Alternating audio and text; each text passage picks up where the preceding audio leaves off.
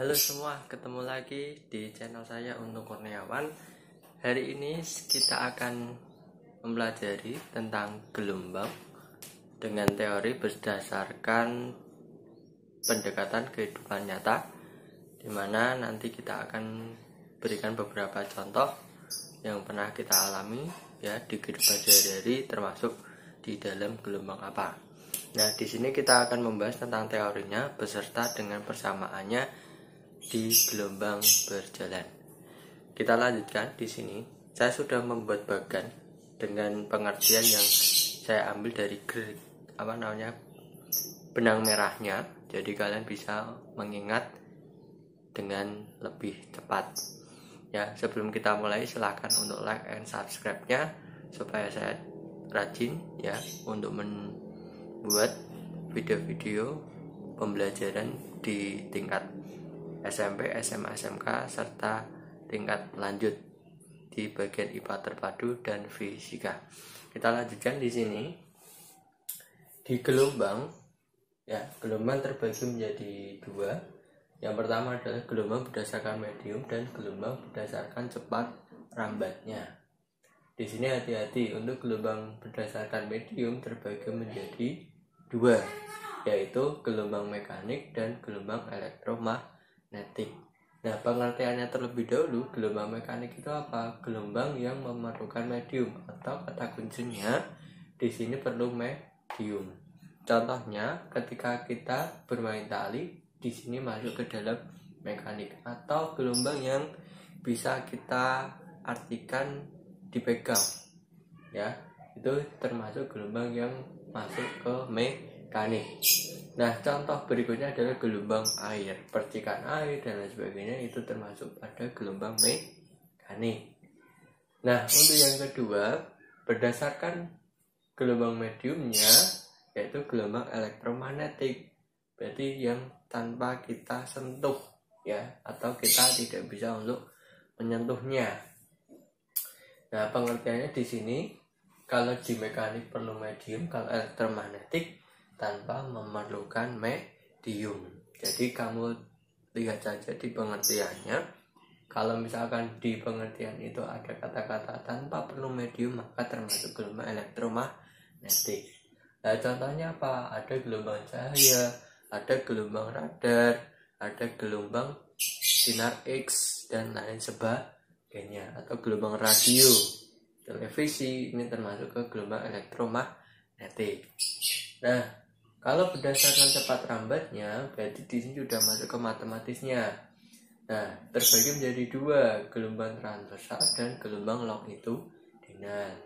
Pengertiannya di sini, kalau gelombang transversal tegak lurus. Apa sih yang tegak lurus? Yang tegak lurus adalah arah rambatannya. Jadi, kalau yang mekanik tadi perlu medium, kalau transversal itu arah rambatannya tegak lurus. Terus berikutnya gelombang longitudinal, yaitu yang bagaimana? Gelombang longitudinal itu adalah arah rambatannya sejajar atau searah dengan gerakannya atau rambatannya. Nah, contohnya kamu bisa lihat di atas.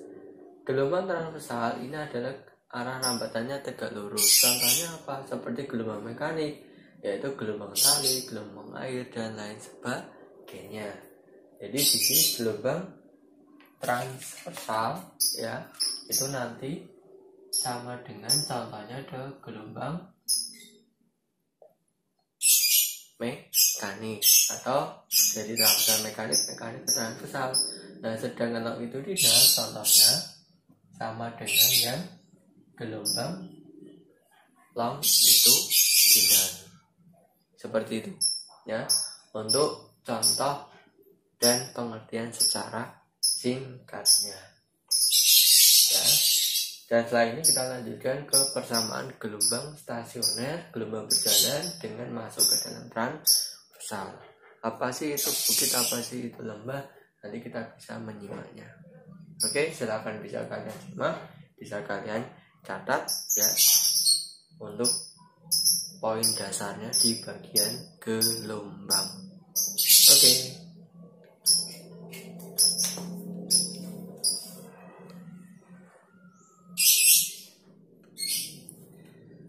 Oke, kita lanjutkan di bagian persamaan ya, gelombang berjalan atau di gelombang stasioner. Saya sudah membuat keterangannya, jadi nanti kita simak dan beberapa contoh untuk penyelesaian pada persamaan gelombang berjalan ya, dengan tips dan triknya tentunya. Nah, kita lihat di sini untuk gelombang stasioner dan gelombang berjalan. Di sini persamaan umumnya yaitu Y sama dengan A sin kurung buka omega t plus minus kx ya. Di sini untuk artinya YA omega t plus minus kx sudah saya tulis. Yang pertama, nilai Y ini adalah disebut dengan nilai simpangan. Berarti nilai simpangan itu adalah panjang sebuah tali.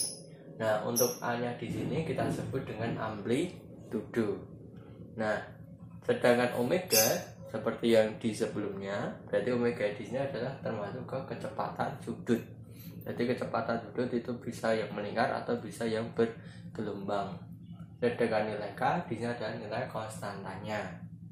Nah, dalam persamaan gelombang stasioner ini kalian harus perhatikan, harus merubah ke dalam persamaan yang kita tulis ini. Kalau misalkan belum, maka harus dirubah ke dalam persamaan Y sama dengan A sin omega t plus minus kx. Nah, dalam perumusannya di sini omega tadi kecepatan sudut, omega ini bisa dicari ya atau bisa ditulis langsung. Biasanya yang dicari itu nilai frekuensi atau periode. Maka nilai omega persamaannya itu menjadi omega sama dengan 2pi kalikan frekuensi jika ditanyakan frekuensi. Jika ditanyakan periodenya bagaimana, maka di sini omega sama dengan 2pi per t. F di sini frekuensi, T di sini adalah periode. Nah, sedangkan K di sini adalah dari 2pi per lambda, hubungan dari lambdanya yaitu panjang gelombang. Nah, dari ini omega sama K, maka endingnya kita mencari V. V di sini adalah cepat rambat gelombang. Cepat rambat gelombang bisa dicari lewat dua rumus.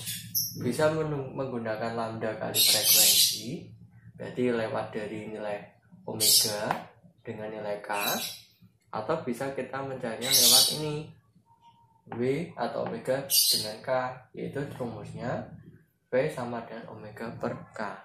Ini untuk mencari cepat rambat gelombang. Nah, plus minusnya ini fungsinya untuk apa? Ya, plus minus di sini yaitu posisinya, kalau plus tiang berada di kanan, berarti tiangnya berada di kanan seperti ini, maka gelombangnya itu masuknya ke kiri, gelombangnya berjalannya ke kiri ya, gelombangnya berjalannya ke kiri. Nah, kalau yang minus, tiang sebelah kiri, jadi di sini tiangnya sebelah kiri, maka gelombangnya yang berjalan itu arahnya ke kanan. Ini yang umum biasanya yang digunakan minus. Jadi kalian harus perhatikan plus minusnya. Kalau plus berarti tiangnya berada di sebelah kanan, maka arah getaran pada gelombangnya ke kiri. Sedangkan minus tiangnya sebelah kiri, maka arah rambatannya ini sebelah kanan. Di sini untuk persamaan gelombang berjalan. Nah, contohnya kita akan gunakan yang simpel. Kita hapus terlebih dahulu. Ya, sebentar. Misalkan contoh seperti ini saya hapus.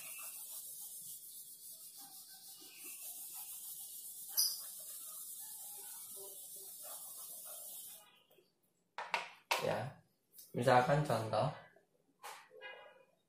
nomor 1, jika ada persamaan gelombang Y sama dengan 2 sin pi 2t min 4x ya. Misalkan yang ditanya adalah berapa nilai dari ditanyakan Misalkan A berapa amplitudo, berapa omega, berapa nilai K, berapa nilai frekuensi, E berapa panjang gelombangnya, dan yang ke F berapa nilai cepat lambat. Nah, di sini kamu harus perhatikan dalam soal Y sama dengan 2 sin pi 2t min 4x. Padahal di sini persamaan gelombang berjalan, nilai sin di depannya tidak boleh ada angka, maka nilai pi harus dimasukkan terlebih dahulu, dikalikan. Maka persamaannya menjadi Y sama dengan 2 sin 2 pi t min 4 pi x. Nah, di sini kalian sudah mengetahui depan sin angka 2 di sini disebut dengan nilai A, amplitudo. Di sampingnya T berarti nilai dari omega, berarti jawaban yang B. Depannya nilai X berarti di sini nilai dari K. Berarti untuk jawaban yang A ini adalah 2, jawaban B itu adalah 2pi. Untuk yang nilai K berarti ini jawabannya adalah 4pi. Nah, sedangkan D, E sama F bagaimana? Untuk mencari frekuensi berarti kita ke omega. Berarti omega sama dengan 2pi kali frekuensi. Omeganya 2pi sama dengan 2pi kali frekuensi. 2pi nya dipindah jadi pembagian, maka frekuensinya 2pi bagi 2pi 1. Maka hasilnya frekuensinya di sini adalah 1. Ya. Nah, untuk lambdanya berarti kita pakai persamaan K. Berarti K-nya di sini K sama dengan 2pi per lambda. Berarti di sini 4pi sama dengan 2pi per lambda. Ini tinggal dipindah posisi. Lambda sama dengan 2pi per 4pi. Maka hasilnya pi-nya coret, 2 sama 4 dibagi, ketemunya adalah setengah lambda atau setengah meter. Berarti nilainya yang di sini adalah setengah meter. Nah, cepat rambatnya bagaimana? Cepat rambatnya tinggal lambda kali frekuensi di sini. Berarti cepat rambatnya V sama dengan lambda kali frekuensi. Berarti lambdanya setengah, frekuensinya 1. Jadi nilainya lambdanya setengah kali 1, nilainya tetap setengah meter per sekon. Berarti di sini setengah meter per sekon. Berarti pakai rumus yang atas. Nah, kalau omega sama K-nya bagaimana? Bisa nggak hasilnya sama? Berarti di sini omega sama K. Berarti kita bisa cek omeganya atau langsung dicari nilai P-nya itu cepat rambatnya omega per K. Omeganya 2pi dibagi K-nya itu 4pi. Jadi hasilnya tetap sama, setengah meter per sekon. Ya, ini andaikan nilainya di depan sin ada angka atau simbol matematis, maka harus dimasukkan. Pertanyaannya, jika misalkan di sini tidak ada, berarti kamu perhatikan kembali ke persamaan yang awal.